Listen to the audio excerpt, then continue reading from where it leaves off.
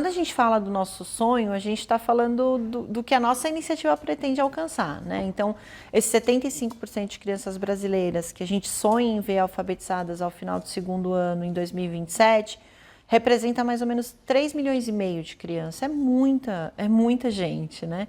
Que pode ser impactada e ter sua vida transformada por ter garantido que nessa idade aprendeu a ler para depois ler para aprender no resto da sua vida escolar. A gente identificou ao longo do processo de discussão sobre o sistema atual 4 grandes blocos de barreiras que impedem as crianças brasileiras de se alfabetizar ao final do segundo ano do ensino fundamental. Você tem lacunas no engajamento das lideranças e na atenção que as lideranças dão para os temas educacionais.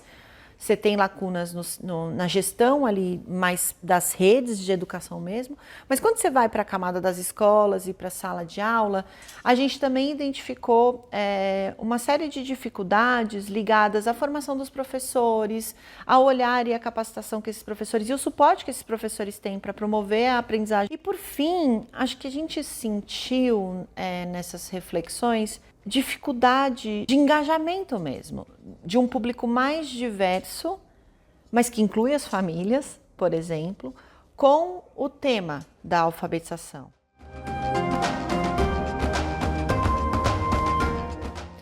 Então a gente desenvolveu essa estratégia e os estados criam acordos de cooperação com seus municípios, a gente chama de adesão, né? Então o estado desenha uma política local de alfabetização em colaboração com os municípios. A colaboração é um item central desse trabalho e desenvolve mecanismos de desdobramento das ações de formação, de material, de avaliação, de apoio técnico para os municípios no modelo de cascata. Um componente dessa estrutura tem sido especialmente interessante, que é um componente do incentivo. Então, no Brasil, o nosso modelo fiscal, os estados têm autonomia para alocar uma certa parte do imposto que a gente chama aqui de ICMS, de acordo com suas prioridades. Ele tem autonomia para distribuir uma parte desse valor, desse dinheiro derivado dos impostos, para os municípios conforme ele queira. É que um percentual relevante dessa parte que o Estado tem liberdade para decidir como distribuir, seja distribuído de acordo com os resultados de alfabetização dos municípios. O que significa que se um município consegue promover a alfabetização dos seus estudantes no nível mais local, aquela prefeitura vai receber um volume maior de recursos. E a vantagem é que esse recurso pode ser usado como a cidade quiser. Ele não precisa ser usado necessariamente na educação. É tão interessante esse modelo que ele influenciou uma lei nacional, que agora vale para todo mundo. Então, a gente tem esses 18, mas agora, na verdade, todo o Brasil está fazendo assim, que determina um patamar mínimo de distribuição, que ficou em 10%, para os municípios. Os nossos estados têm, na sua imensa maioria, os nossos estados parceiros, claro, na sua imensa maioria, mais do que 10% distribuído para os municípios. Isso muda completamente o jogo, porque o gestor municipal começa a se preocupar com quem ele escolhe para ser secretário ou secretária. Ele sabe que se ele tiver pessoas aptas e engajadas com esse desafio, ele tem maior chance de obter um recurso que ele pode usar ali na cidade, como ele achar adequado, claro, com a comunidade local. Então, essa estratégia ela é crítica no nosso modelo. A mobilização e engajamento ela é muito importante para gerar consciência de que a alfabetização não é uma coisa que acontece naturalmente, que ela precisa de esforço, investimento, capacidade técnica, mas também para promover ou para garantir sustentabilidade local diante desse desafio que a gente tem de instabilidade política, que é um problema que afeta todas as áreas sociais no Brasil.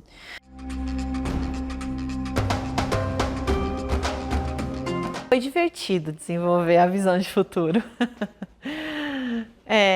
Mas foi muito. Eu não sei dizer o tamanho da importância que teve esse processo para a gente, assim.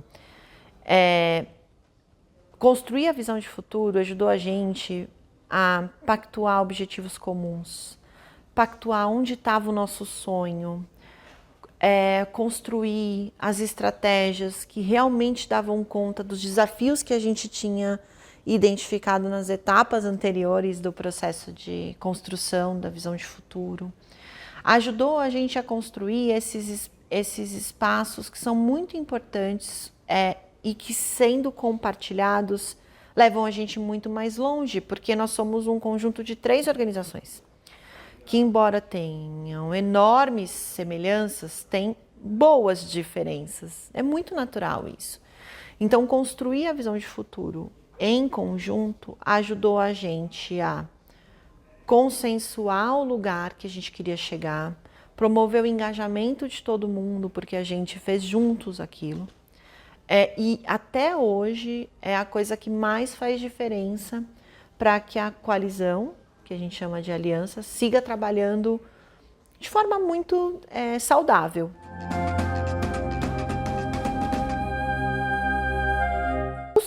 Os desafios, acho que eles vieram mesmo desse processo de compatibilização dos olhares, né? São 3 organizações que têm origens e culturas diferentes. Então, em vários momentos,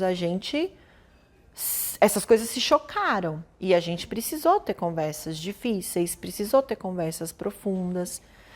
Em alguns momentos não foi gostoso. Eu falo que foi divertido, mas em alguns momentos foram dolorosos, assim. Mas sem passar por isso, dificilmente a gente teria os instrumentos que hoje a gente usa para orientar a gente o tempo todo. Vou dar exemplos.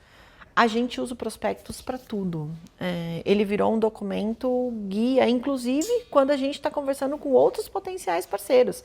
É ele que a gente usa, de verdade. Esse processo de 1 ano que a gente viveu acelerou a nossa vida em muitos anos. A gente teria demorado muito mais para conseguir fazer um processo aprofundado de planejamento, de visão compartilhada de longo prazo, não fosse ter passado por esse processo com o Co-Impact. A gente tem plena convicção disso.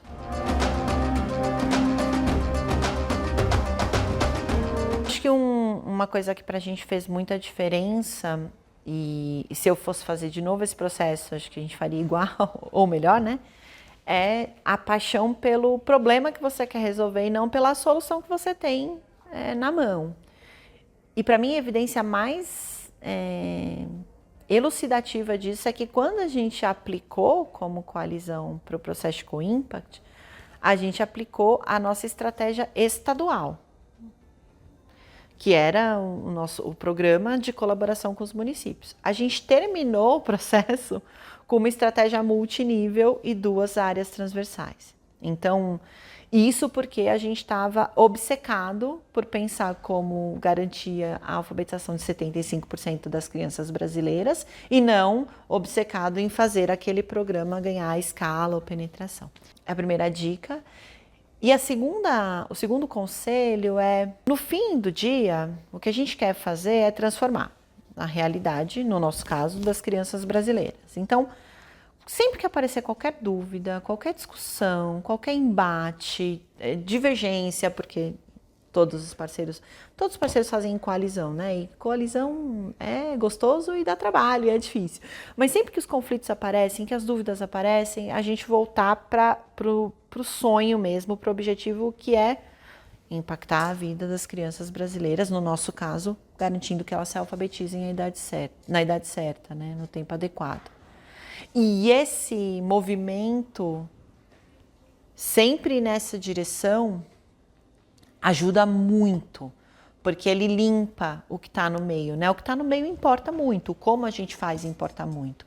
Mas no final, o que importa mais é o que você está buscando ali como sonho, como guia, a razão pela qual você está criando esse negócio. Então, esses 2 conselhos.